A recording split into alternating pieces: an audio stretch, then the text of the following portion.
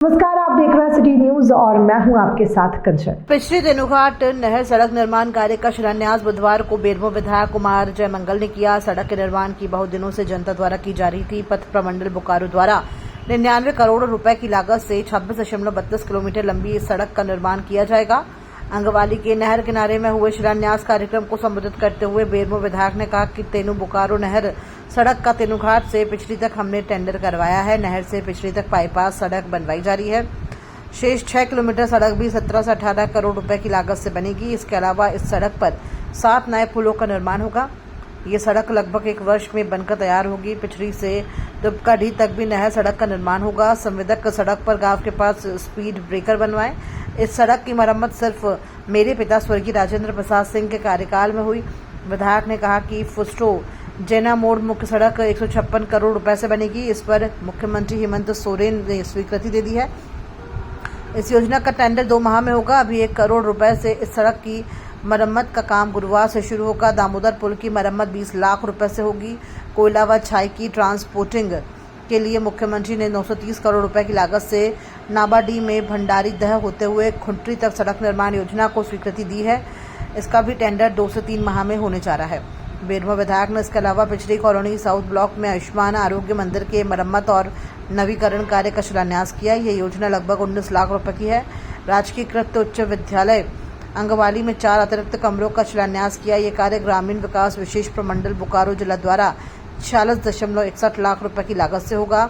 अंगवाली उत्तरी पंचायत भवन के सामने आयुष्मान आरोग्य मंदिर के मरम्मत और नवीकरण कार्य का शिलान्यास किया। ये कार्य लगभग 19.68 लाख से किया जाएगा। अंगवाली दक्षिणी गाभर मोचरों में आयुष्मान आरोग्य मंदिर के मरम्मत और नवीकरण कार्य का शिलान्यास किया। ये कार्य लगभग 24.88 लाख रुपए की लागत से किया जाएगा। रिपेयरिंग है और बाउंड्री वॉल है, वहाँ पे सामुदायिक केंद्र का बाउंड्री वॉल है। और सबसे महत्वपूर्ण योजना जो 1975 में कांग्रेस पार्टी के द्वारा ये नहर बनाई गई थी और उस समय जो रोड बना था उसके बाद बीच बीच में रिपेयरिंग का कार्य हुआ, जिसमें मेरे पिता ही विधायक थे। उसके बीच में कभी रिपेयरिंग का कार्य हुआ नहीं। वो रोड जो 12 फीट थी उसको हम लोग ने 18 फीट चौड़ीकरण के साथ टोटल 99 करोड़ की लागत से ये रोड बनने जा रहा है, जो तेनुघाट पिछड़ी नए अलाइनमेंट के साथ जाएगा।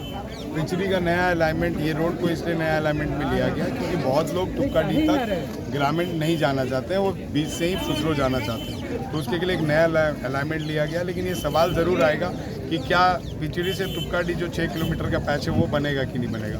तो उसके लिए मैं आश्वस्त करता हूँ, क्योंकि विधायक के नाते मुझे पावर है 20% एक्सक्लेनेशन के लिए रिकमेंड करने का। तो 20% के एक्सक्लेनेशन में 6 किलोमीटर जो है वो कार्य भी आएगा और दुबकाडीह तक ये रोड बनेगा, जिसमें 7 नए पुल का निर्माण है। और 7 नए पुल के निर्माण से मैं समझता हूँ, चाहे वो तेनुघाट से बेरमो को जोड़ने की बात हो, या अंगवाली को शहर से जोड़ने की बात हो, या चापी पिछड़ी चलकरी दक्षिणी खेतको को शहर से जोड़ने की बात हो, या फिर अगर आप बाराकेंदुआ की तरफ चले जाइए, जैना मोड़ की तरफ जाइए, उनको भी तेनुघाट का सफ़र अगर तय करना हो तो जैना मोड़ वाले लोगों के लिए भी सबसे नज़दीकी यही रास्ता होगा जो तेनुघाट अनुमंडल उनको ले जाएगा। उनको पेटरवार घूम के नहीं जाना पड़ेगा। तो बहुत लंबे समय से ये कार्य के लिए हम लोग लगे हुए थे। पिछले कार्यकाल में मैंने इसका टेंडर करवा दिया था, लेकिन किसी सरकारी कारणों से हम लोग इसका शिलान्यास नहीं कर पाए थे, भूमि पूजन नहीं कर पाए थे। अब जाकर वो कार्य संपन्न हुआ है और आज हम लोग ने भूमि पूजन किया है। कल से इसमें काम लगने जा रहा है और मैं समझता हूँ कि साल भर के अंदर ये रोड आने वाले बहुत लंबे समय के लिए बनकर तैयार रहेगा और ग्रामीणों को ये बहुत बड़ा सौदा है। ग्रामीणों में काफ़ी उठाती है। देखिए, उत्साह तो होनी चाहिए और जिस तरीके से उन लोग वंचित थे विकास से, आज मैं तो बोल रहा हूँ 1975 के बाद मान लीजिए 1975 में ये रोड बना होगा तो ये 20 साल चला होगा या 15 साल चला होगा। उसके बाद ये रोड रिपेयरिंग के माध्यम से चलते रहा और बीच में तो रिपेयरिंग भी एकदम खत्म हो गया। तो मैंने यही प्रण लिया था कि इसमें रिपेयरिंग नहीं कराऊंगा, क्योंकि रिपेयरिंग कराने से फिर मेन आरक्यूपी नहीं मिलती। तो हम लोग ने यही प्रण लिया कि रिपेयरिंग नहीं करके इसको एक नया फ्रेश एस्टीमेट बनाएंगे।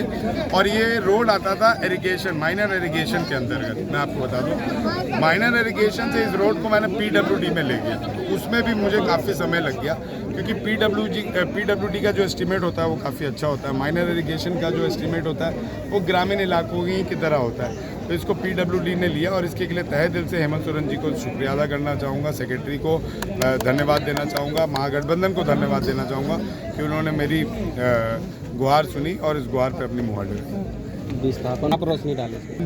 आखिर किसके सरकार ने विस्थापन आयोग या पुनर्वास आयोग या फिर इसको बनाने की घोषणा की? किसी और ने आज तक कहा क्या?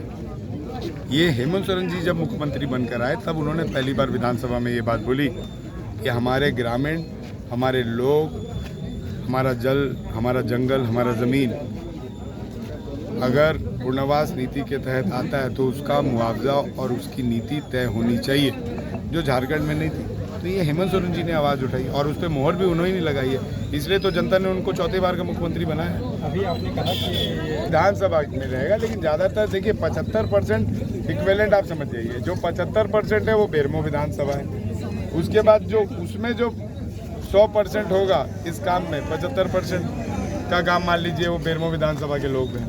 अब 75% को अगर आप 100% पकड़िए तो उसमें 75% पेटरवार के लोगों का होना चाहिए, क्योंकि ये उनकी प्रखंड है। आखिर ग्रामीणों को हम रोजगार के तौर पर क्या दे सकते हैं? जो विकास के कार्य हो रहे हैं उसमें उनको हिस्सेदारी, यही सब चीज़ दे सकते हैं। मेरा एक सवाल है कि चुनाव कैंपेन क्योंकि लगातार अनुमंडल वहाँ पे वाटर हार्वेस्टिंग सिस्टम बन चुका है, वहाँ पे फेवर ब्लॉक लग चुका है। अंदर की स्वास्थ्य बिल्डिंग्स को अगर आप देखें, मेंटेनेंस को देखें तो आए दिन हम लोग टेंडर निकाल के उसको ठीक कराते रहते हैं। साल में 1-2 बार हम लोग उसको रिपेयरिंग कराते हैं। अभी फिर से 1,75,00,000 का स्वास्थ्य का टेंडर हमने निकाला अनुमंडल अस्पताल का, तो उस पर भी काम हो रहा है और नए बिल्डिंग्स भी बन रहे हैं, उसको भी चालू कराने की बात हो रही है। जो पुराने बिल्डिंग्स बंद थे उनको भी हमने चालू कराया, डॉक्टर्स वहाँ पे भी दिए गए। आप देख लीजिए, बताइए कौन सी बिल्डिंग में डॉक्टर्स नहीं।